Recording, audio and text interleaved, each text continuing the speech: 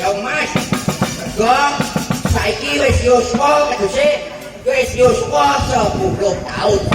Ayo 10 tahun kuwi gambarane yen nonton karo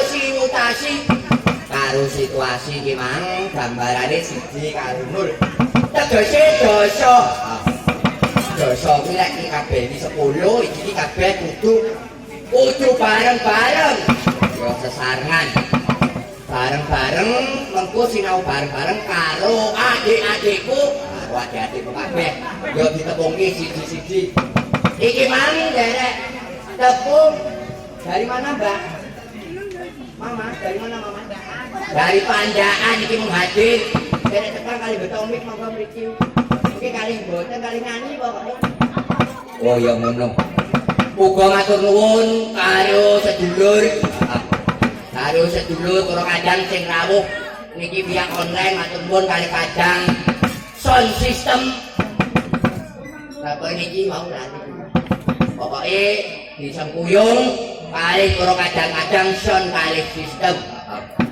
Muga-muga iki mengko wilujengan sangka kene iki mengko berkahi kabeh. Heeh tansah aku ngono.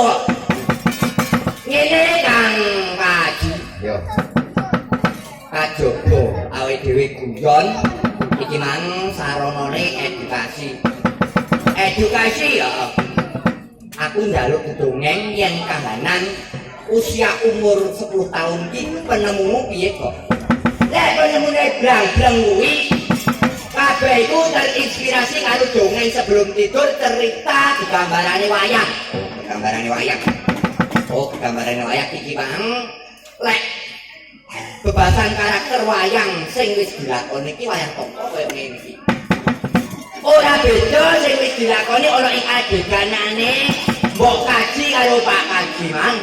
Oh iya, wis syukuran. Dan kuwi kabeh tetep menungso urip kuwi iki jangka-jangka gambaran kabeh suasanane kabeh padha nggambarke menggambarkan situasi karo maca kahanane. Bocah-bocah zaman saiki kuwi tak deleng iki saya hebat. Lah kok lali iki Mang seneng banget wong ing kampung Kedung Rejo nggih. Kedung napa niki kampungipun Nak? Rejo. Kedung Soko. Kedung Bahak. Kedung Bahak. Kedung Rejo kampung Pupuk. Ana ing potensi ana ing papan kene Kabupaten Sidoarjo iki pancen multikultural.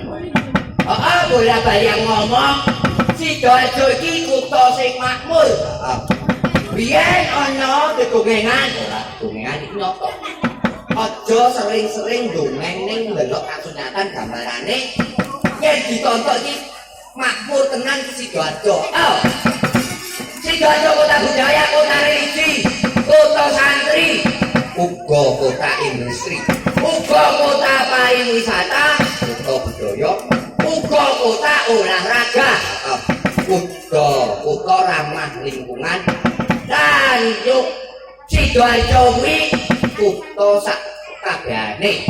Kabeh sing ana ing Sidoarjo mesti seneng ora nyawang kowe sapa dhek sapa, sing penting kabeh guyub rukun dalam perbedaan, yaiku Bhinneka Tunggal Ika kabeh padha iso ngecake saiki kuwi adidasa Pancasila kuwi pancen sing sekti. Yo.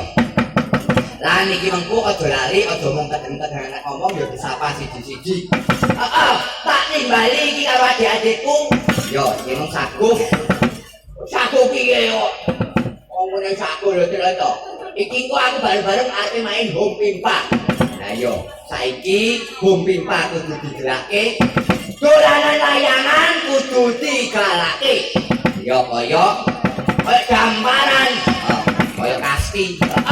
Kabeh permainan anak kudu digelake. Aja nganti bosen. Contone kaya ing papan kene iki. Oh. Iki tinggi pasinaon. Tegese permainan anak itu bagian daripada filosofi sang makna sing sangat tinggi. Iki aku menyapa permainan anak-anak melingkar ning yo lali mengko wayange yo dibacokno ceritane yo ono jenenge wayang kuwi. Wayang kuwi suatu pagelaran pementasan pertunjukan yang bercerita tentang isi dongeng sejarah gambaran. Uga dari filsafat wayang itu bagian daripada panca benggala yang berisi tentang piwulangan akhlak moral budi pekertikan luhur. Wayang kuwi sejenis apapun jenenge wayang kuwi wis mendapat pengakuan sebagai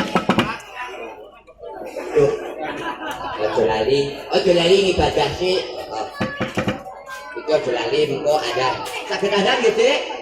Ada nggih, sareng-sareng ada nggih? Ada nggih? Ada nggih? Oke. Nggih, ada nggih.